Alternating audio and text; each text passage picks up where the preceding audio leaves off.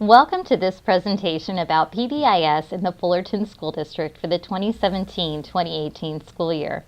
My name is Helene Morris, and I'm the Director of Administrative Services for Fullerton School District. You can follow me on Twitter at MorrisHelene. We're going to begin this presentation by talking about Fullerton School District's vision or focal areas for the 2017-18 school year. Now, we've identified 4 focal areas to help grow our PBIS program. The first is learning how to use restorative justice and restorative practices to improve student behavior and help students build positive relationships. Our second focal area is universal behavior screening, using the Student Risk Screening Scale for internalizing and externalizing behaviors, also known as the SRSS-IE. Our third focal area is discovering the level of PBIS implementation at each school using the Tiered Fidelity Inventory, or TFI. And our fourth and final area is data-driven PBIS, learning how to use the School-Wide Information System, also known as SWIS, to improve behavior support at each site by providing staff with accurate, timely, and practical information for making decisions about the school environment or climate. So let's take a step and dive a little bit deeper into each of these 4 focal areas, beginning with restorative justice and restorative practices. Now, in order to train our PBIS teams and our school staff, we've worked closely with Ginger Frady, who's the assistant principal at Rolling Hills Schools. And I'm going to give you a sample of some of the training resources she's done on restorative practices, as well as an overview. So what are restorative practices? Well, they're inspired by the philosophy and practice of restorative justice, which puts repairing harm done to relationships and people over and above the need for assigning blame and dispensing punishment. And the what and why of restorative practices in schools are based on 2 books we use in our training, Restorative Circles in Schools and the Restorative Practices Handbook.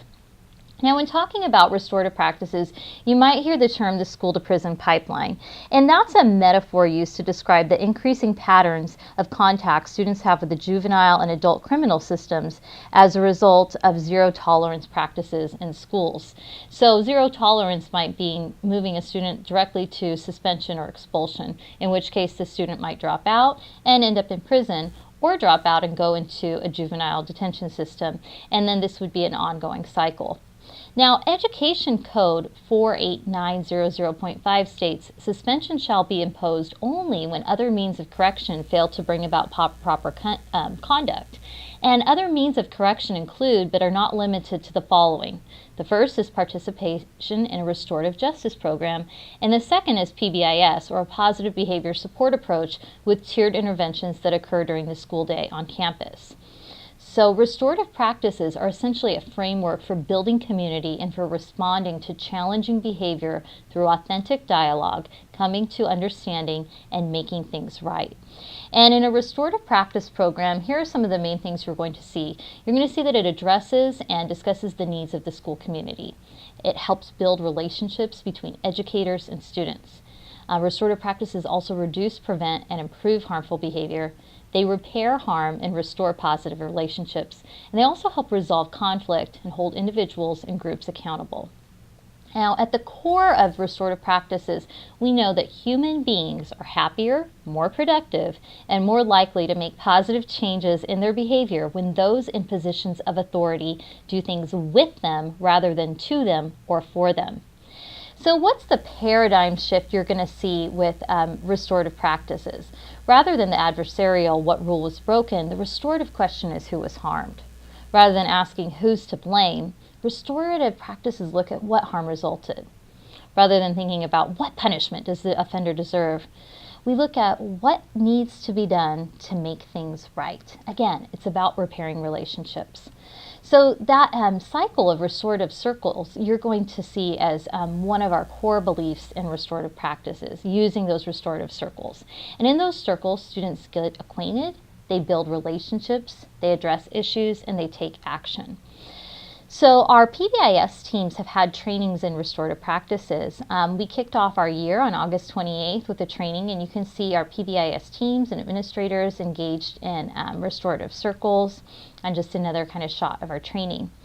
We also utilized our Strengthening Your Core conference, which was held on October 9th, and we offered 2 sessions to school site teams about restorative practices. And you can see some of our school sites in this picture using a talking stick, in this case a stuffed animal, to discuss and resolve conflict. In our training, we also use video resources from various schools that help provide training and background knowledge about what restorative circles are, and providing a framework for educators to see those circles in action. And we use the restorative circle, one, because they're research-based, but they also are a powerful way to build restorative practice and processes within an individual school site, and they're a great way for staff and students to build relational capacity.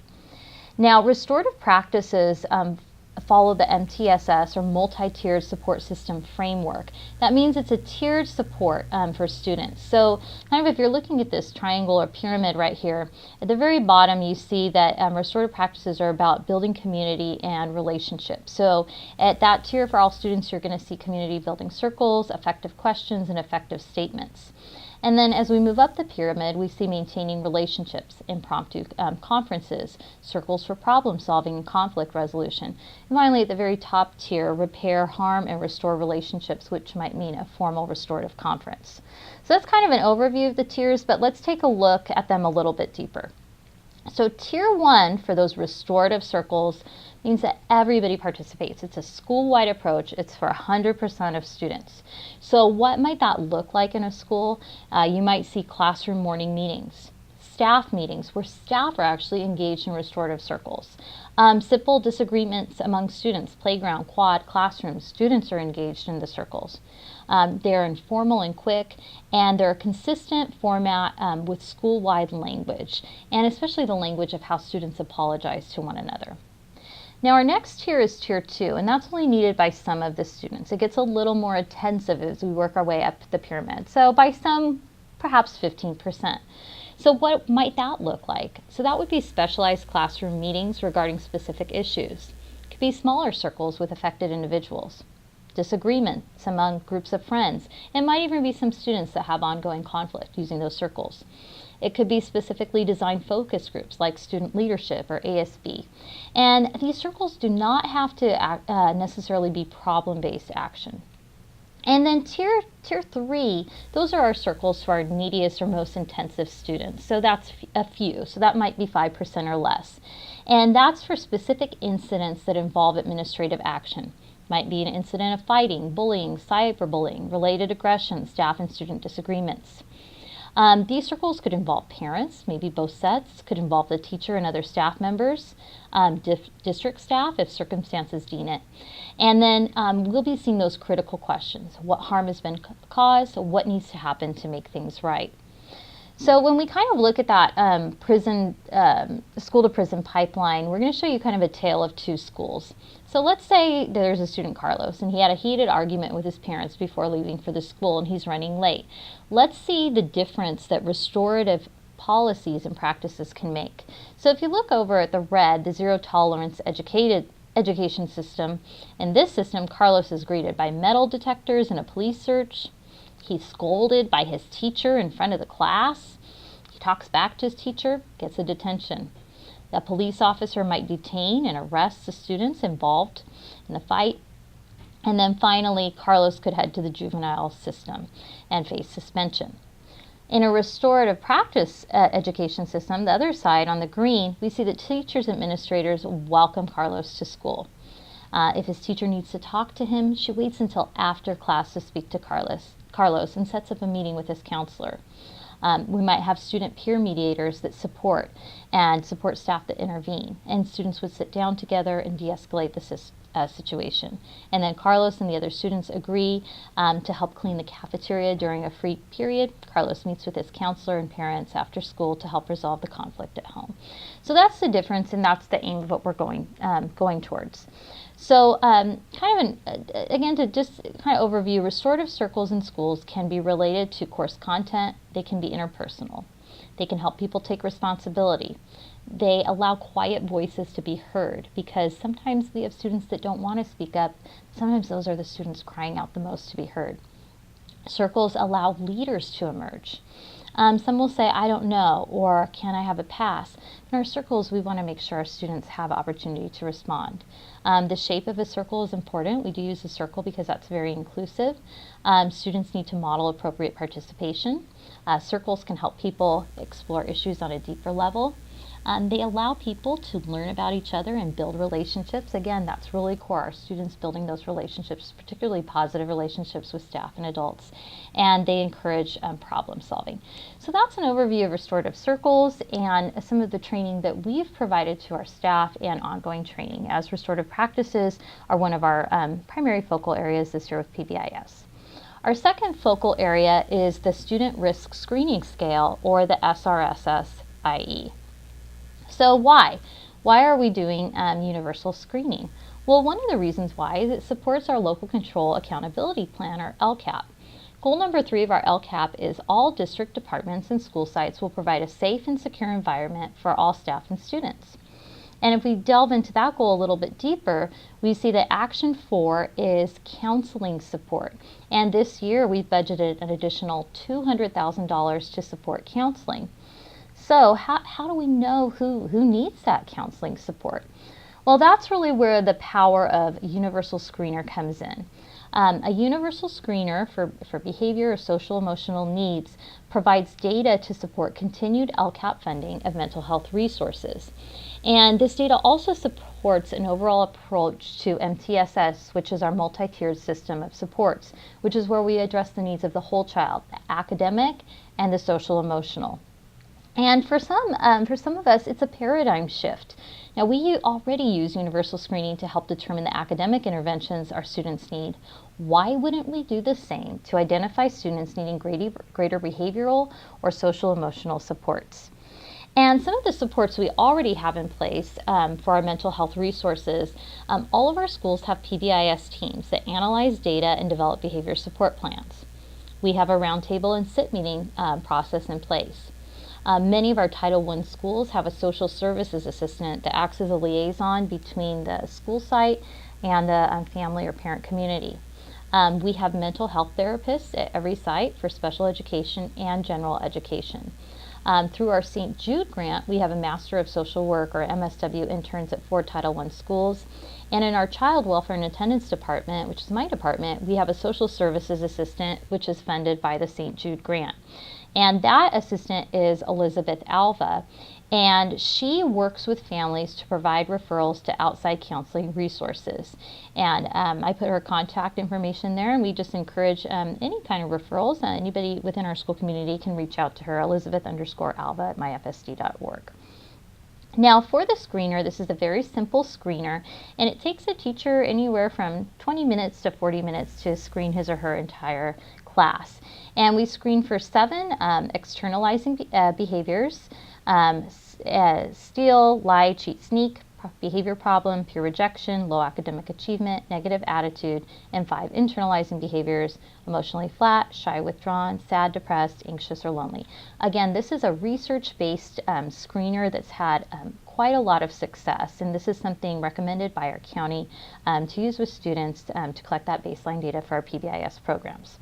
Now, using this screener, the teachers use a Likert-based scale, and each teacher just basically rates students based on their observations.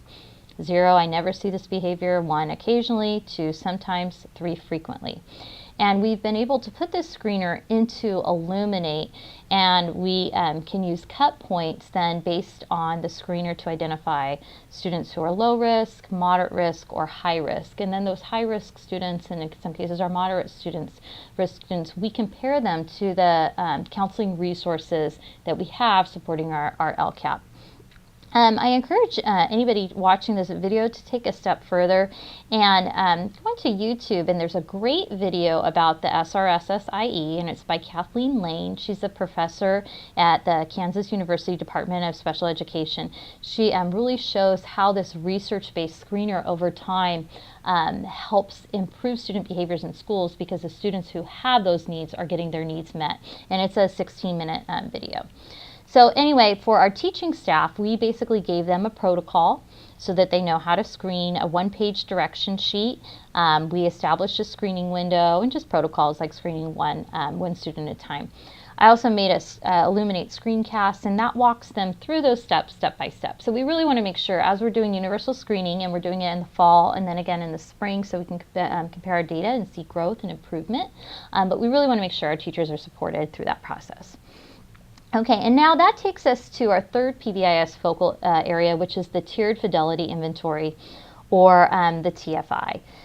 Now, what is it? Well, it's basically a way for schools to assess their level of success with implementing PBIS. So PBIS has been around for a while, right? And we have many of our schools that are in sustainability, and I'll talk about that a little bit later. But schools may have practices that are really solid in place, like the reward system, and they might have practices that need to be improved upon. So this is basically an assessment for a school site PBIS team to use to see where they are at in their PBIS implementation process. And I think in talking this out, I talked about who would want to use it. That would be school site PBIS teams. Why, of course, to build capacity and to improve our PBIS programs for our students. And then how to access it.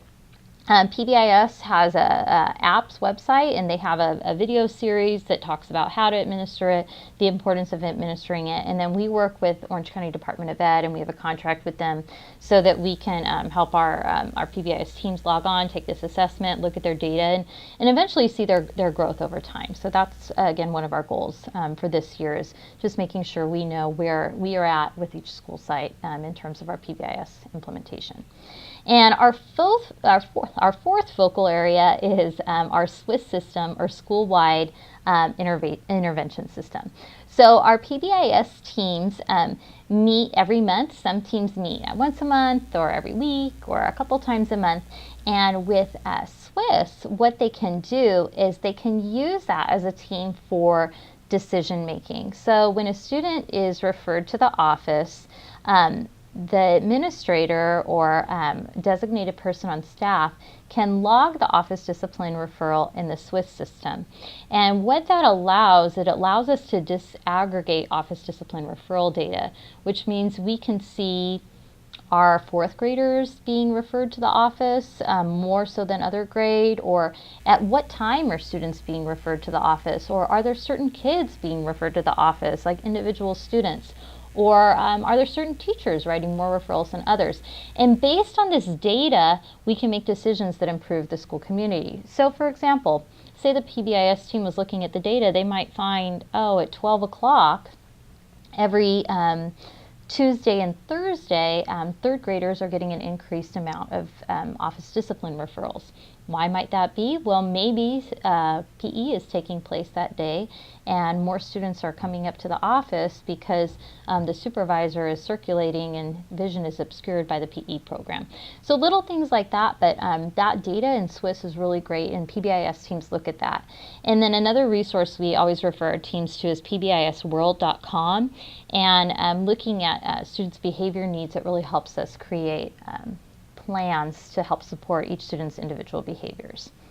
So now you've kind of seen an overview of our four focal areas for PBIS. So how do these goals really align to an overall PBIS model? So we're going to talk a little bit about that. So first of all, children do not come to school with an instruction manual, which is why we need PBIS. And just to kind of refresh, PBIS, again, that stands for Positive Behavior Intervention and Supports, and that's not a curriculum, it's an approach or a framework. And PBIS really is what empowers educators with those proactive strategies for defining, teaching, and supporting appropriate behaviors. And it's that continuum of positive behavior support for all students. And it's inclusive of all settings, the multi-purpose room, hallways, restrooms, lunch tables, classroom, etc. And just like our restorative practices, we are teaching students. We're teaching by expectations, and we're leading by example, and we're reinforcing those desired behaviors with students. And just something to think about, if a student doesn't know how to read, we teach. If a student doesn't know how to swim, we teach. If a student doesn't know how to multiply, we teach. If a student doesn't know how to behave, do we punish or do we teach? Well, we believe in the Fullerton School District that we teach, and we do that through modeling, role play, teaching and reteaching, and practicing.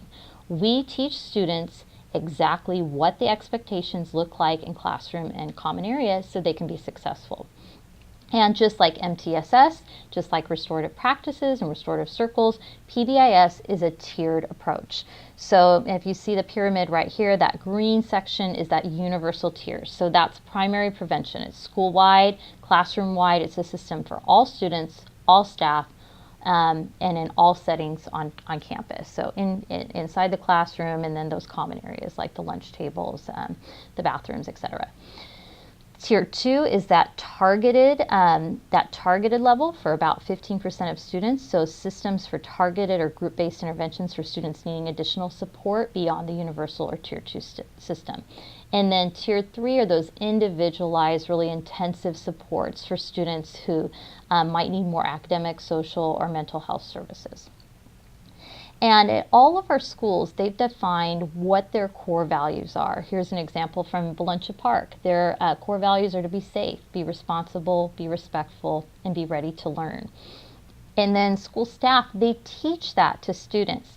So here's a matrix from Valencia Park and from Woodcrest School. So looking at Valencia Parks, you see be responsible, be respectful, be ready, be safe. And you can see what does that look like in different settings. What does that look like on the playground? What does that look like in the classroom? What does that look like at an assembly, in the bathroom, in the hallway, at the lunch tables? And students are explicitly taught those behaviors. And our schools do kickoff assemblies at the beginning of the year where they go to the different locations on campus and explicitly teach that. And then those expectations are posted throughout campus. So students have those reminders and they speak that universal language, and that really helps to reinforce that with our students. And we've had a lot of success. And then PBIS also incorporates incentives and a positive model for students to earn incentives. So, students might earn tickets for demonstrating the appropriate and positive behaviors. And then those tickets could possibly be cashed in for prizes. Each school designs their own reward system to really meet the needs of their staff and their students. But you can see this example. This is a paw wall at one of our schools, and all those little paws have names of students who've earned 10 tickets and then 25 tickets, and you can see that as they level up, there's different prizes. And then of course there's fun events too, like assemblies, raffles, videos, and fun things as well for students. And then with regard to our office discipline referrals, and keep in mind our Swiss system is helping us to really track that, there's a flow chart. So what behaviors are minor behaviors, what behaviors are major behaviors, and then what are those best teacher practices, and then how do our administrators get involved, and then when a student does come to the office, what are those administrator best practices that we're using? Are we using restorative circles? What are we using to help students make better choices, to improve relationships, and to help our students be successful? And it's also important to involve parents and families and extend our PBIS practices and common language from the school site to the home. And so part of that happens through parent workshops and parent trainings where our schools teach parents what language to use with students. So for example, we want to use a positive approach, and we want our parents to echo that approach at home as well. So for example, instead of telling a student don't run, we might say walk. Instead of saying no hitting, hands to yourself. Instead of saying stop jumping around, keep your body calm. And then, so you might kind of wonder now finally to pull it all together, where are we at with PBIS at our FSD schools? Now I mentioned we have the tiered fidelity inventory so our schools can monitor their own progress, but we also have a tiered approach to PBIS. So most of our schools are in sustainability, which means they have gone through 3 tiers or 3 years of PBIS training. Most of our schools are in sustainability. Acacia, Laguna Road, and Nicholas are still in Tier 2, so their 2nd year of PBIS implementation. And Beechwood is in Tier 3, or their 3rd year. And then the Orange County Department of Education offers trainings at each tier for implementation. So for our Cadre 2 or Tier 2 schools, Acacia, Laguna Road, and Nicholas, they attend their trainings at the Orange County Department of Education. And then our Tier 3 school, Beechwood, also attends the training at the Orange County Department of Education. And then the Orange County Department of Education also provides sustainability trainings, and we can send small teams to those trainings. but it was really important for us as a district to really target the message of sustainability. So we offer in-house trainings that all of our sustainability schools, which is all of our schools except for 4 schools, they all attend. We had our kickoff one on August 28th, and then we have 3 more trainings coming up on December 12th, February 6th, and May 15th. Okay, and now to close this presentation, I have some exciting news to share. Some PBIS awards. So one of our Tier 3 schools, or our only Tier 3 school, Beechwood, won a silver award for their PBIS implementation, so we're really proud of them. Fissler won a gold award for their PBIS implementation, and Pacific Drive also won a gold award for their PBIS implementation. So we're really excited about the work that we're doing, the 4 focal areas that we've identified, and how that aligns to our overall approach to PBIS, especially concerning implementing those restorative practices. So we appreciate you taking the time to learn a little bit more about PBIS in Fullerton School District.